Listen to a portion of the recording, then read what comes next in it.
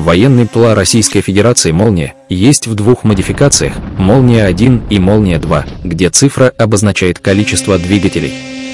Это баражирующий боеприпас самолетного типа. Такой дрон не может разрушить дом или нанести масштабные разрушения, но поражает разлетом обломков после взрыва боевой части. «Молния-1» изготовлен из фанеры и пластика. Фанерный центроплан, пенопластовые крылья и еще несколько кусков фанеры как поверхности управления, то есть руля. На позвоночнике у него электрическая батарея. Сам он оснащен электродвигателем. Спереди имеет фанерную мотораму, а сзади хвостовое оперение.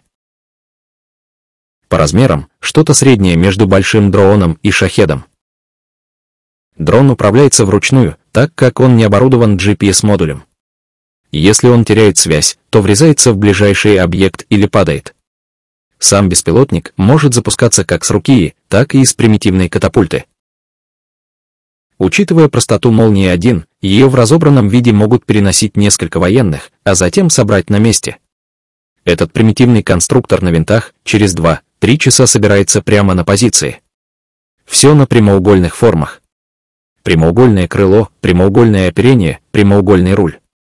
На 2 алюминиевые трубки от швабры из Хосмага крепится крыло и хвостовое оперение из пенопласта и еще несколько кусков фанеры для того, чтобы реализовать управление элероны, руль высоты и руль поворота. Об аэродинамике речь не идет. Собирают его с электродвигателем. Катапульта тоже состоит из 2 металлических палок, на которые укладывается этот дрон. Большинство материалов – китайский, дешевый ширпотреб. При этом такие дроны быстрее FPV, хоть и не столь эффективны. Причем характеристики известны.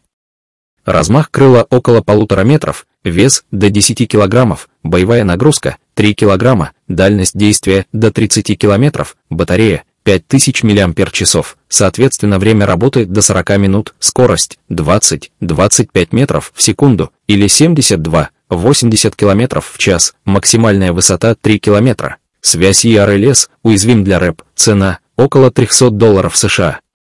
С одной стороны, низкая стоимость и простота в производстве являются преимуществом этого ПЛА.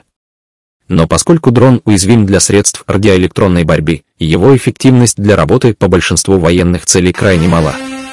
Сейчас средства радиоэлектронной борьбы массово используются как для индивидуальной, так и для групповой защиты. Для защиты регионов, расположения штабов, отдельных подразделений или объектов.